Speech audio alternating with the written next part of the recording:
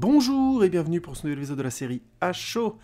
Le film d'aujourd'hui s'appelle Black Panther, il est réalisé par Ryan Coogler, il est sorti en 2018 et j'ai enfin pu le voir au cinéma et en version originale 2D. Alors Ryan Coogler déjà, il faut commencer par là, c'est un réalisateur plutôt intéressant que j'avais découvert avec son premier film qu'on avait pu voir au cinéma avec ma compagne, Fruitvale Station. Alors vous m'excusez mon accent anglais déplorable, vous irez voir sur sa page IMDb au cas où. Donc Fruitvale Station. Fruitvale Station, c'est un film qui relatait l'histoire en fait d'un jeune père black, si je me souviens bien, qui a été tué par accident lors d'une arrestation musclée par la police américaine. Hein. C'était un film tiré de faits réels et qui relatait donc des faits réels, mais qui était une sorte de dénonciation de la discrimination des blacks américains. Et c'était plutôt pas mal. Tout le côté film documentaire, caméra portée à l'épaule, marchait bien de souvenirs. Jusqu'à une fin que j'avais trouvé un poil mélo et pas très subtil. Alors tout ce que je suis en train de dire là, c'est de mémoire. Hein. Je l'ai vu il y a longtemps.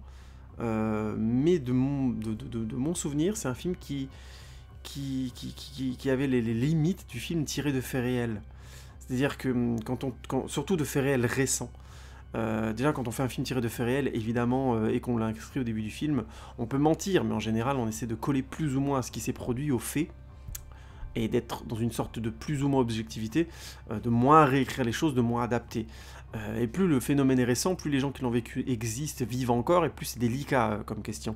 Ça ne veut pas dire qu'on ne peut pas faire ce qu'on veut, mais ça veut dire qu'on ne peut pas faire fi complètement des gens qui l'ont vécu, qui ont vécu ces vraies choses, d'utiliser leur nom et tout ça, sans forcément avoir de compte à leur rendre, ou simplement de compte à rendre aux faits et à l'histoire réelle. Et on sent vraiment dans Fruitvale Station, avec la fin, qu'il y avait une obligation de respect des personnages disparus, hein, puisque le personnage principal finit par se faire tuer. Je vous spoile pas, on le sait dès le début du film. Ce qui du coup a été un peu un frein dramatique, enfin ce qui peut être un frein dramatique, pardon, ou alors comme ici, ça peut donner lieu à des fins qui, sous couvert d'être respectueuses, deviennent vraiment larmoyantes et qui angélisent un peu trop leurs personnages. C'est dommage parce que le film était plus complexe que ça. Bref, je vais pas trop en rajouter parce que ça fait longtemps que je l'ai vu, mais franchement c'était vraiment pas mal, et il y avait de bonnes intentions, même si c'était de souvenirs maladroits. Encore une fois, si vous l'avez vu et que vous voulez me corriger ma face en me disant non, je me gourre de film, j'ai rien compris, n'hésitez pas, c'est très intéressant, vous commentez la vidéo. Et donc ensuite j'ai vu son film Creed, un excellent spin-off de la série des films Rocky, sur la vie du fils d'Apollo Creed, Adonis. C'est assez impressionnant, il y a un respect des codes de la série Rocky qui est tout en les modernisant. C'est vraiment un travail impressionnant. C'était vraiment un beau film, avec en plus un choix de croisement de combats dans les films que je trouvais intéressant. Deux formes de combat se croisent. Quelque part c'était inabouti de mon point de vue, mais c'était très intéressant. Je ne vais pas spoiler ce film, il est vraiment bien, j'en parlerai éventuellement à l'occasion si je fais une review complète, ce qui est tout à fait possible. Pour moi ça a été une vraie belle surprise, parce que tout simplement j'avais beaucoup aimé Rocky Balboa, et du coup j'en attendais pas vraiment de suite. C'est plus ou moins une suite à Rocky Balboa, hein, parce que le film tourne quand même beaucoup autour d'Adonis, tourne essentiellement autour d'Adonis, même si Rocky est présent. Et en fait c'était doublement une bonne surprise, parce que c'était un très bon film, et en plus une très bonne suite. Alors que moi, après Rocky Balboa, je trouvais que la conclusion était nickel. Je ne m'attendais à rien de plus. Et ils font une suite, et en plus elle est bonne, et c'est une bonne suite. Ça, c'est vraiment chapeau bas, mais Monsieur Coogler, c'était de l'excellent travail. Si ça vous intéresse vraiment, je vous renvoie à la vidéo l'excellente vidéo de Durandal, double vidéo d'une heure chacune, sur la série des Rocky, où il parle aussi un petit peu du respect qu'a eu Ryan Coogler pour la série des Rocky, notamment dans l'écriture, dans les détails qui réapparaissent à l'image, les codes visuels, et ainsi de suite. C'est vraiment bien foutu, enfin encore un super boulot de Durandal, donc je vous la conseille vraiment, c'est une excellente vidéo, peut-être une des meilleures vidéos de Durandal, hein, d'ailleurs, ce diptyque sur les Rocky. Bref, je ferme la parenthèse et je vous conseille d'aller la voir si vraiment vous avez aimé le film Creed. Et du coup, quand j'ai entendu que c'était Ryan Coogler qui allait s'occuper de Black Panther, j'étais plutôt hypé. Même si Fruitvale Station, comme je l'ai dit, se cassait un peu la gueule sur la fin, et que Creed était était particulièrement solide et bien fait. Donc j'étais un peu ambivalent. Il y avait un film que je trouve allait pas jusqu'au bout et un autre qui était vraiment très très bien. Et bah du coup ça me donnait pas mal envie de voir Black Panther. Et du coup alors, bah, qu'est-ce que j'en ai pensé? Bah déjà je vais vous dire le pitch. Faisons suite aux événements de Captain America Civil War, le prince T'Challa du Wakanda va chercher son ex-copine, une espionne wakandaise, pour lui annoncer que son père est mort, le roi T'Chaka, lors des événements de Civil War, et qu'il va bientôt, donc lui, le roi T'Challa, être couronné. Alors là, j'étais hyper confus, mais bon, le héros T'Challa dit que son père est mort, et il va bientôt être couronné. Voilà, je crois que ce sera plus simple, et j'espère que vous aurez bien compris à partir de cette phrase simplissime. Décidément, il faut que j'aille en synthèse et que j'avance parce que là, je raconte ma vie. Bref. Devenu roi, T'Challa part à la poursuite de Klo, un contrebandier assassin des parents de son meilleur ami et accessoirement voleur de vibranium, pour le ramener à la justice wakandaise. C'est là qu'il rencontre un Wakandais muni de la même bague que lui. Bague qui lui permettrait de prétendre au trône du Wakanda. T'Challa va alors devoir fouiller le passé de son père et peut-être même réparer des années d'erreurs commises par le Wakanda. Pas besoin de traîner et de faire du suspense. Le film m'a déçu. Mais j'ai pas passé un mauvais moment. Développons un peu quand même, on est là pour ça, et vu que je parle trop, ça tombe bien. On est dans le thème. Déjà, il faut que j'explique un peu le contexte où je l'ai vu. Malheureusement, quand on est un enfant, on essaie de voir les films dans les meilleures conditions qu'on peut, et il se trouve qu'avec ma compagne, on n'a pas réussi à arriver à l'heure. Du coup, j'ai raté les 10 premières minutes. Donc c'est un peu facile de dire qu'on est déçu quand on a raté les 10 premières minutes d'un film, ça c'est clair. Donc je suis obligé de mettre toute ma critique là, sous une cloche un petit peu, en disant « J'ai pas vu ce début, c'était probablement une très bonne mise en ambiance, et c'est quand même 10 minutes sur un film de 2 heures, c'est beaucoup. » Donc... je comprendrais qu'on me dise que je devrais peut-être pas parler du film de manière aussi radicale. En tout cas, incontestablement parlant, ma critique forcément doit être accompagnée de petits guillemets. Il me semble que j'ai vu assez du film pour pouvoir en parler, mais je comprendrai si vous pensez que c'est pas le cas. Quoi qu'il en soit, je l'ai vu dans ce contexte-là et j'ai pas pu le revoir depuis. Vous êtes prévenus, j'enchaîne. Donc pour moi, le premier problème du film... ou plutôt là où jaillit le premier problème du film, c'est que c'est un film à l'ambiance tribale. Au niveau des costumes, c'est assez bien. Franchement, je trouve que ça... il y a quelque chose de l'africanité, pour prendre un mot un peu lourdingue, mais sans faire kitsch. Après, à part quelques détails, je trouve, dans la dernière partie du film, mais je trouve que dans la première partie, ça marche plutôt bien. Il y a une impression de plusieurs cultures tribales différentes qui existent au sein du Wakanda, mais j'ai jamais senti que c'était une caricature ou quelque chose d'un petit peu histoire de se moquer de la culture africaine, et ça c'est vraiment pas mal. On sent vraiment une sorte de grand respect, un désir d'élever cette culture, de lui donner une aura comme ça, et je trouve que c'est plutôt réussi. C'est pas mal parce que le Wakanda est visiblement beaucoup plus avancé que l'Occident, hein, puisqu'ils ont une technologie de ouf. Je veux pas trop spoiler, mais grosso modo, vous le verrez très vite. Or, les tribus, justement, font très africaines sans technologie. Il y a visiblement au Wakanda une scission entre la technologie, qui aurait un Wakanda, entre guillemets, qui serait citadin, et un Wakanda plus rural. Personnellement, dans le film, j'ai pas trouvé que c'était très lisible. D'ailleurs, le film, je trouve, évite un petit peu le, entre guillemets, problème, le fait d'avoir réussi à avoir une société très tribale et très fermière, limite africaine, telle que nous, on peut la concevoir, et des grandes villes, quoi, vraiment, en séparant les lieux dans le film. On voit le palais avec la technologie, la salle de technologie, le tram, la ville et son marché, et puis le côté rural africain, avec notamment des éleveurs de rhinocéros et des choses comme ça. Alors peut-être encore une fois que c'est dans l'intro du film que j'ai raté, qu'on voit cette liaison. En tout cas, je trouve qu'il y a dans le film une sorte de séparation là que j'ai trouvé plutôt maligne, parce que quelque part ça leur évite d'avoir à expliquer ou à expliciter à un moment donné comment ça se fait qu'il y a toute une culture encore très pauvre et très africaine pauvre au Wakanda, alors qu'ils ont une technologie extrêmement avancée, et visiblement une technologie qui s'est très bien adaptée à leur culture. Donc pourquoi les gens sont restés, entre guillemets, aussi rurales. En France, il y a de la ruralité, mais voilà, les gens, ils ont le wifi, quoi. Enfin, vous voyez ce que je veux dire, je caricature à peine. Il n'y a plus tant de monde qui vivent comme ça de manière très rurale. Alors là, visuellement, c'est affirmé comme un geste culturel et social dans ce que j'ai pu voir dans le film, puisqu'il y a des tribus qui clairement restent comme ceci et adaptent très peu la technologie, pardon, à leur culture rurale, ultra rurale même. C'est comme ça que je l'ai lu un petit peu, mais du coup ça m'a paru un peu bizarre quand j'étais dans le film. Je trouvais que quelque part ça manque de lien, et peut-être même d'une idée de liaison visuelle. Pourquoi pas une partie de la société wakandaise serait plus citadine. Je sais pas pourquoi on verrait pas les gens par exemple qui sont dans ce fameux tram. On n'y va jamais. Alors encore une fois, j'ai pas vu l'intro, donc si on le voit dans l'intro, vous me dites de fermer ma gueule. Mais comme on le voit jamais, je trouvais ça dommage. Là, ça me passe par la tête, mais l'exemple que je trouvais bon à cet endroit-là, entre différentes cultures ou différents lieux tellement différents, mais qui étaient liés par un tram, c'est dans le film Zootopia.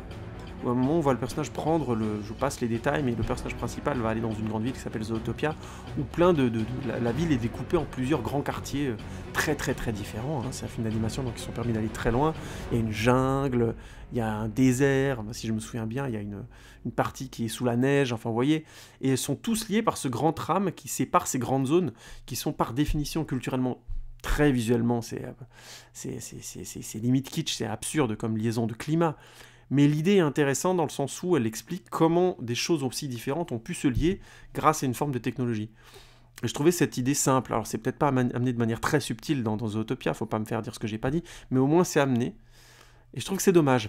Il y a un manque de lien quelque part entre cette identité tribale qui est bien mise en scène et toute cette technologie extrêmement avancée. Du coup, ça m'a paru bancal. Il y a toujours eu un truc qui m'a paru bancal dans le film, dans la société wakandaise. Alors que c'est dommage parce que la société wakandaise, il y a un côté techno-tribal qui fonctionne pas mal visuellement. Honnêtement, je pense pas qu'il y ait grand-chose à critiquer. C'est juste, ça m'a fait une sensation bizarre de trou entre guillemets entre les deux cultures. Peut-être que c'est parce que tout simplement il n'y a pas de culture africaine actuelle aussi avancée. C'est aussi con que ça.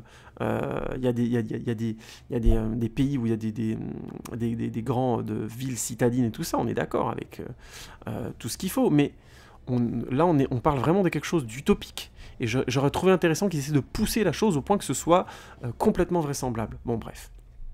Vous comprenez l'idée. Donc déjà, dans ce côté techno-tribal, il y avait pour moi comme un hiatus. Mais c'était juste une sensation, je l'ai vraiment formulé après le film. Mais à la limite, ça, dans la partie tribale, c'est ce qui fonctionne le mieux parce que moi, j'ai eu beaucoup plus de mal avec la partie guerrière. La partie tribale guerrière. Je trouvais que c'était beaucoup plus problématique. J'ai trouvé que les combats au corps à corps, notamment, qui donnent beaucoup de cachet à un moment donné à une société tribale dans un film où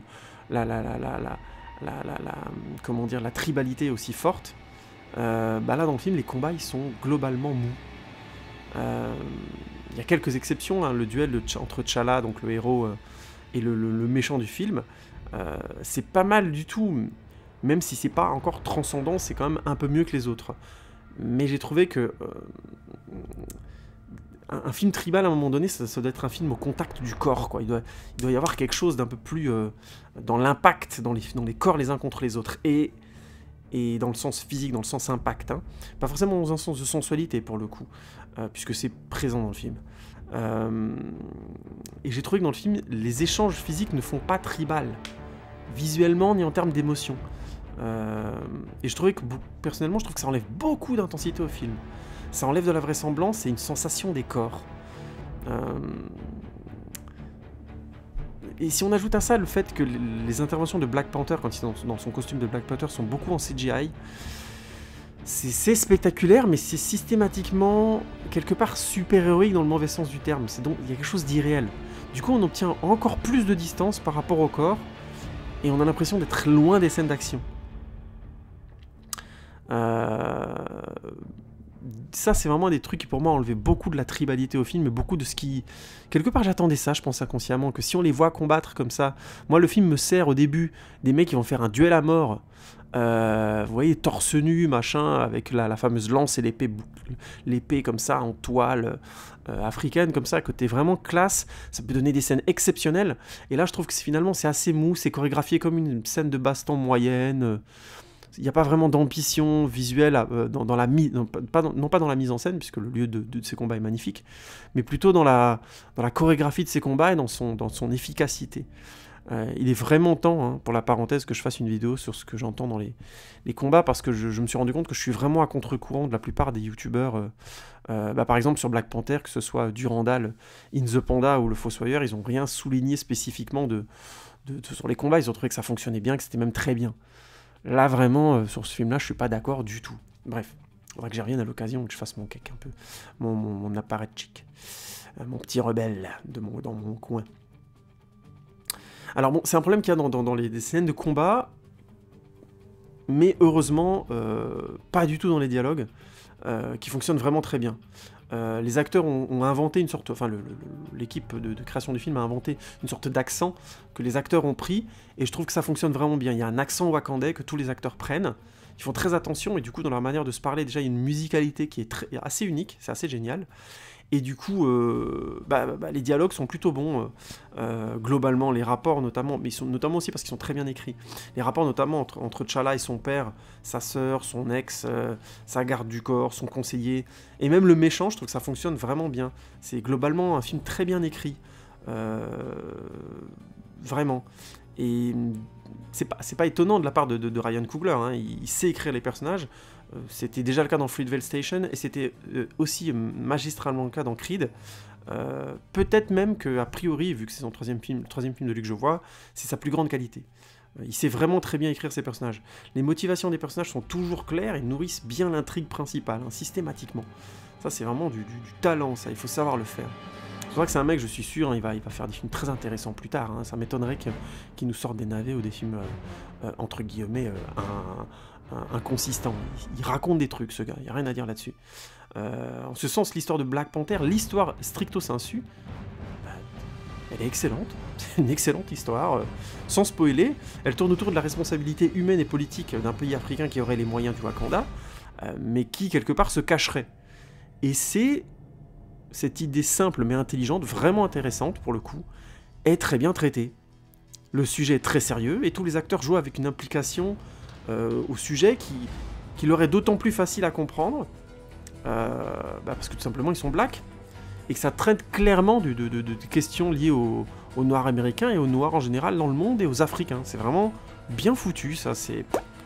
Je trouve qu'il n'y a pas de fausses notes, le film est très respectueux à cet endroit-là, et d'autant plus qu'il pose les questions avec acuité et propose des réponses très intéressantes. À ce niveau-là, c'est un film de super-héros assez brillant, Black Panther. Les questions qu'il pose sur l'histoire de la ségrégation des Africains et des Noirs dans le monde entier sont très pertinentes. Par exemple, n'importe qui peut comprendre les motivations du méchant parce qu'elles sont liées à l'exploitation et à la domination des Noirs américains. Et ça, c'est vraiment bien vu. Ça fait plaisir d'avoir un méchant dans les films Marvel dont les motivations sont un peu plus subtiles et quelque part très logiques et très défendables. Ça fait plaisir. Ça, c'est vraiment le grand point fort du film, c'est son histoire et son écriture. Ça, rien à dire. Malheureusement, je trouve que le film a aussi des problèmes de rythme. Et quand le film croise un très bon script avec des scènes d'action globalement molles, ça donne un rythme, je trouve, assez bancal. Alors, faut pas me faire dire ce que j'ai pas dit, il y a quelques scènes qui sont spectaculaires, notamment une avec Andy Serkis qui joue donc le fameux contrebandier que le héros T'Challa essaie d'attraper. Il y a Andy Serkis qui cabotine un maximum et qui rafraîchit, je trouve, beaucoup le ton du film, de manière bonne en plus. Il fait le couillon, vraiment, mais à juste titre. En même temps, il est sérieux quand il le faut. Donc, du coup, la scène de poursuite, notamment, qui a lieu à Séoul, est plutôt sympa. Peut-être même que c'est la meilleure scène d'action du film, je trouve. Moi, personnellement, c'est la scène où j'ai trouvé le plus d'élévation, le plus d'implication émotionnelle. Mais globalement, je trouve que c'est un film qui manque de tension. La seule scène de duel entre T'Challa et le méchant, c'est la seule scène qui a réussi plus ou moins à me mettre un peu plus dans le film. Je trouvais qu'elle fonctionnait bien. Mine de rien, comme le film est bien écrit, j'ai fini par rentrer dedans.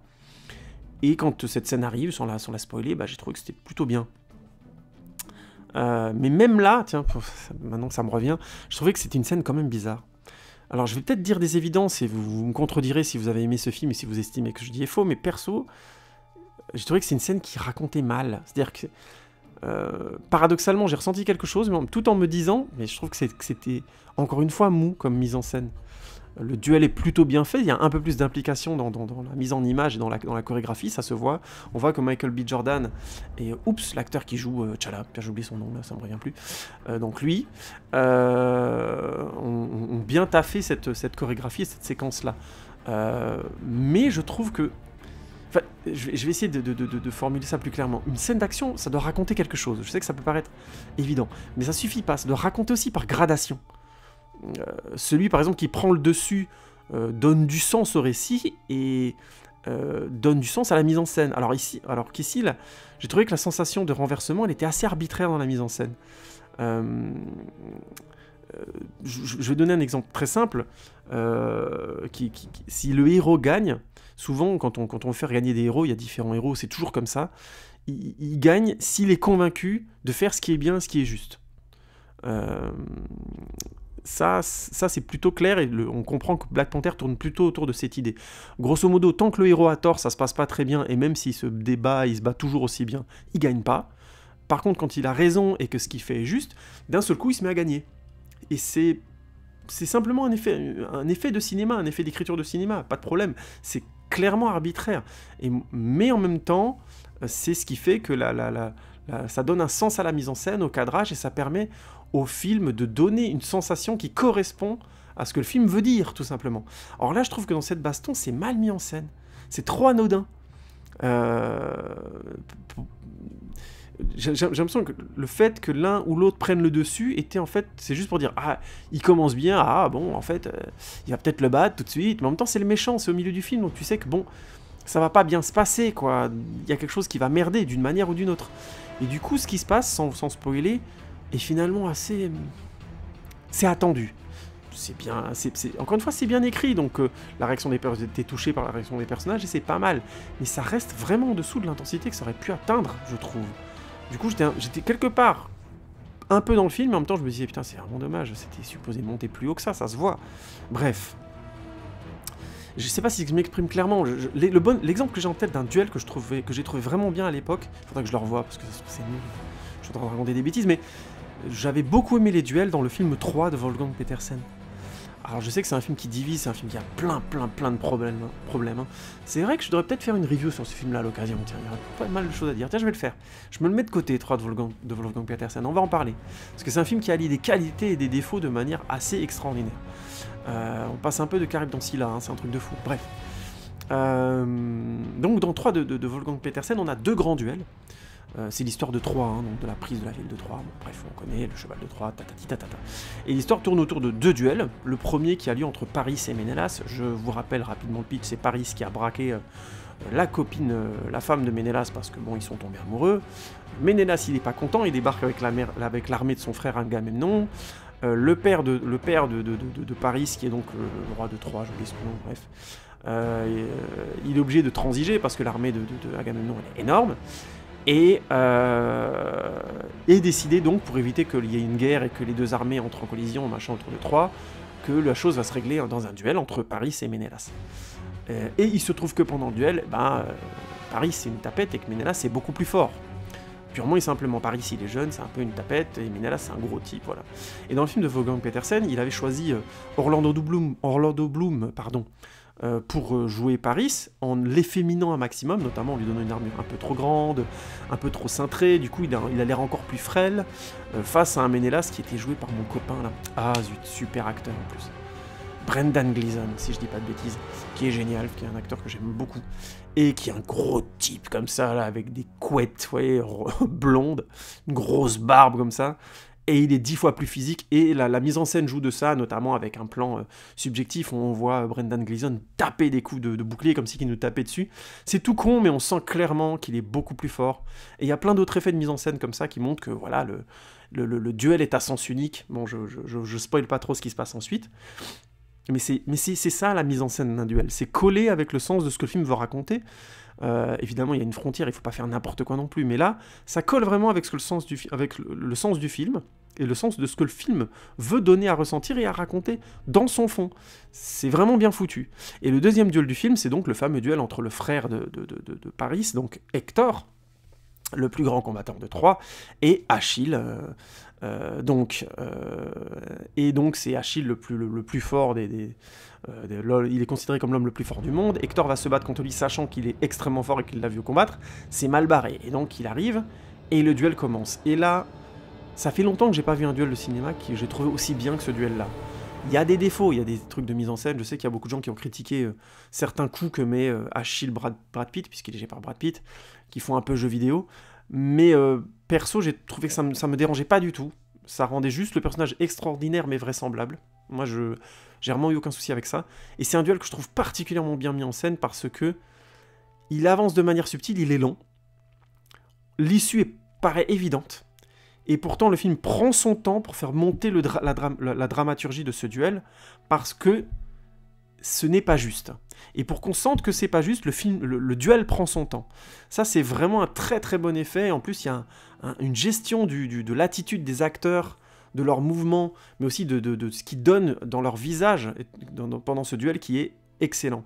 Et je trouve que le duel au milieu du film de Black Panther avait un rôle mythologique de ce genre-là, et n'y arrive, je trouve, pas du tout. Il n'arrive pas à la cheville de mon souvenir, en tout cas, du duel dans Troie de Wolfgang Petersen. Oui, pour la petite parenthèse, les deux, Achille était joué par Brad Pitt et Hector par Eric Bana, et ils avaient fait un super travail physique. C'était vraiment du beau taf. Bref, je ferme la parenthèse, mais c'est pour dire... C'est un petit peu ça, là, ma déception dans Black Panther, c'est ce mix bizarre d'une histoire très bien écrite et de scènes d'action, finalement... Bah, pas très tendu, pas très mis en scène de manière un peu molle, quoi. Et donc, même, pour revenir sur Black Panther, même si cette scène de duel m'avait un peu plus impliqué dans le film, pardon, je me suis retrouvé ensuite face au coup de grâce, pour moi, c'est le troisième acte du film, que j'ai trouvé quelque part décevant. Ça n'a clairement pas l'ampleur, de mon point de vue, du reste du film. Ou plutôt l'ampleur que le reste du film met en place. Il y a un petit côté un setup qui est beaucoup plus intéressant que le payoff. Toute une mise en place de l'histoire et un crescendo qui, je trouve, se dégonfle un peu dans la dernière partie. Sans spoiler, il y a donc une sorte de guerre au Wakanda, et qui réunit visiblement 6 ou 7 tribus, voire plus. Enfin, le Wakanda est composé de 6 ou 7 tribus très fortes. Il y en a 4 ou 5 qui font partie du conseil et tout ça, principal, autour du roi, hein, donc c'est très sérieux, elles ont un rôle très important, visiblement. Il y en a même peut-être plus, hein, puisque quand il y a les fameux duels du conseil, les fameux duels de couronnement du roi, ils sont sur une sorte de grande construction, sur une chute d'eau avec des cavités, et il y a plein visiblement de costumes différents qui montent en hauteur, comme ça, un peu comme une sorte d'immeuble, mais composé de cavités, de grottes, où il y a à chaque fois une tribu dedans, et ils ont l'air d'être très nombreux. Alors la 6-7, c'est à vue de nez, mais il y en a visiblement plus que ça. Donc le Wakanda, pour être clair, est composé de au moins 6 ou 7 tribus.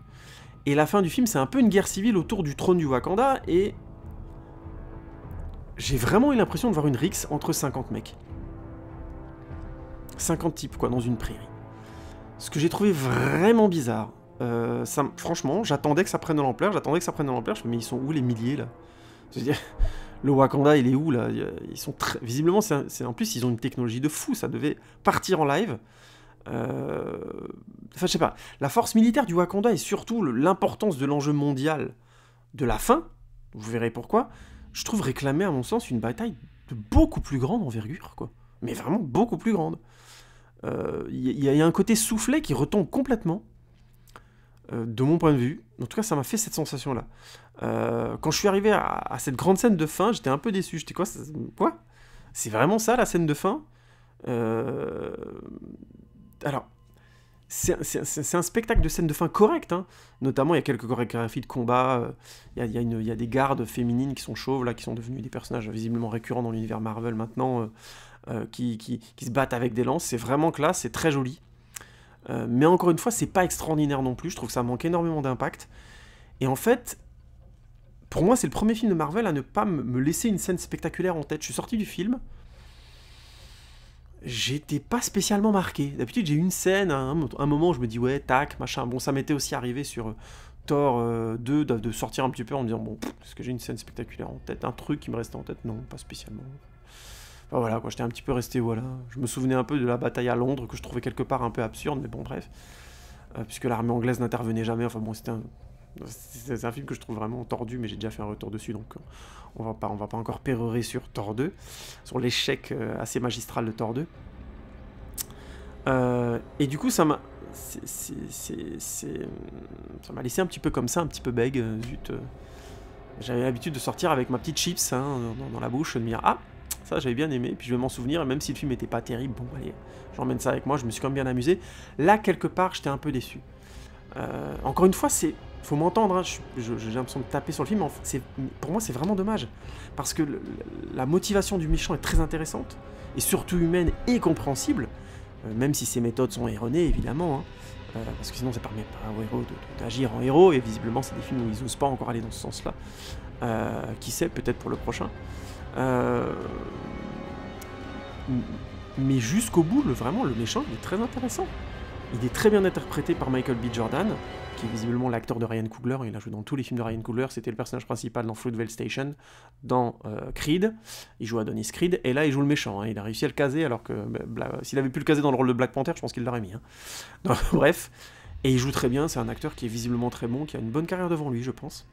Même s'il joue toujours des rôles comme ça, très sérieux. Mais honnêtement, il est bon. Il a vraiment du charisme. D'ailleurs, j'en ai pas parlé, mais tout le casting est vraiment très bon. Oui, voilà, le mec qui joue Black Panther, il s'appelle Chadwick Boseman, et ben Chadwick Boseman, il est vraiment très très bien. Il était déjà très bon en Civil War de toute façon. Forest Whitaker, vachement bien. Lupita Nyong'o, plein d'autres.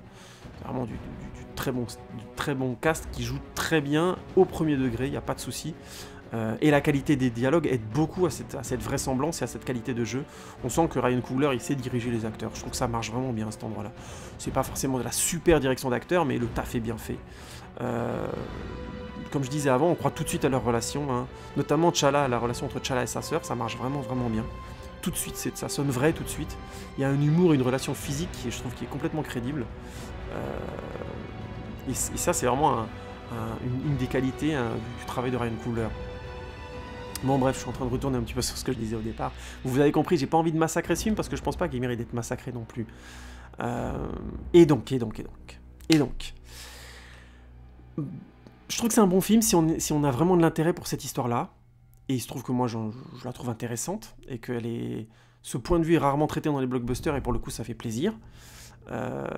C'est même très bon pour un blockbuster de traiter de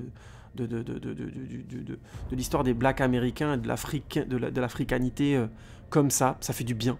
C'est frais, c'est intelligent, c'est noble, c'est bien questionné, ça va au fond de sa question, de sa responsabilité, franchement c'est du bon taf. À part les quelques incohérences et le manque d'implication des tribus à la fin, ce que je trouve vraiment zarbi, hein. Le scénario est dense dans ses questions et il est solide. Mais par contre, je trouve que vraiment, si on a de l'intérêt pour le spectacle et l'action, et c'est souvent le cas quand même, malheureusement, du public qui va voir les Marvel, perso, je le conseille pas, moi. Je le conseille pas. Alors, voilà, hein, je l'ai dit avant, la plupart des critiques le conseillent de manière assez unilatérale, que ce soit du Randall in the Panda, Fossoyeur et d'autres. Peut-être que c'est moi qui ai été fatigué, hein, et j'ai mal lu le film, peut-être que quand je vais le revoir, je vais faire une codasse là-dessus en disant non mais il faudrait que je ferme ma gueule des fois. En tout cas, pour l'instant, c'est la sensation que j'en ai. Mais perso, à l'inverse justement des autres critiques de YouTube, j'attends pas mal les scènes d'action des frères Russo, les réalisateurs du prochain Avengers Infinity War, parce que tout simplement c'est plus péchu, j'ai trouvé plus nerveux, plus physique que tout ce que j'ai pu voir là dans Black Panther. Dans Black Panther, le clone Black, bon bref, excusez-moi. Putain, n'importe quoi. Et en même temps, j'ai un peu peur du traitement du scénario des frères Russo, parce que c'est souvent froid et sans relief. C'est ce que je pense un peu de leur cinéma, mais je ferai de toute façon à un moment donné une critique zut, une critique des 3 Captain America, j'en parlerai un peu plus en longueur des frères Russo. Voilà, donc j'attends un petit peu avec plaisir leur scène d'action, parce qu'en général ça défonce, quoi. Le corps face au monde, là on sent quelque chose. Je caricaturerais presque en disant qu'il y a quelque chose d'un peu plus tribal dans la mise en scène de Captain America, mais bon bref. Pour en finir sur Black Panther, voilà, je le conseille si vraiment l'histoire vous intéresse. L'univers est plutôt bien foutu, à part quelques petits hiatus sur la tribalité, le rapport entre citadins et tribaux. L'univers est classe, l'ambiance est classe, mais j'ai vraiment un gros souci avec les scènes d'action et la dernière partie que j'ai trouvé un petit peu anticlimatique. Voilà, peut-être qu'ils auraient dû aller jusqu'au bout et faire quelque chose d'aussi couillu, par exemple, que Doctor Strange, qui avait fait une fin complètement spectaculaire, presque. Je caricature à peine, hein, je veux dire, ce Doctor Strange contre le grand méchant, c'est une scène que je trouve hyper couillue, hyper maline. Je sais qu'il y a des gens qui reprochent au film ça, hein, mais moi, perso, j'ai trouvé que là, au moins, ça tenait la route et que ça avait une vraie incidence sur l'univers et sur la personnalité de ce personnage. J'ai pas senti ça dans la dernière partie de Black Panther. Grosso modo, il combat et il gagne, ce qui est un peu attendu, un peu évident, et c'est dommage par rapport à la densité du scénario avant même. Sans compter que, comme je le disais, c'est mou. Ça manque d'ampleur et c'est mou en action. Bref, je vais pas me répéter 60 000 fois. Merci beaucoup de m'avoir écouté. N'hésitez pas à me suivre sur Twitter, Facebook, à commenter sur quelques réseaux sociaux que vous voulez. Ça m'intéresse toujours beaucoup. Oui, je viens d'enregistrer toute cette critique en faisant semblant de ne pas avoir vu Infinity War. Je l'ai déjà vu. Je vais probablement enregistrer une critique prochainement. Pas tout de suite, mais prochainement. Et donc je vais un peu reparler de tout ça plus en détail. En tout cas, merci beaucoup de m'avoir écouté, ça fait plaisir. Et puis on se retrouve bientôt pour un nouvel épisode de HO. Merci les amis, à bientôt. Ciao, ciao.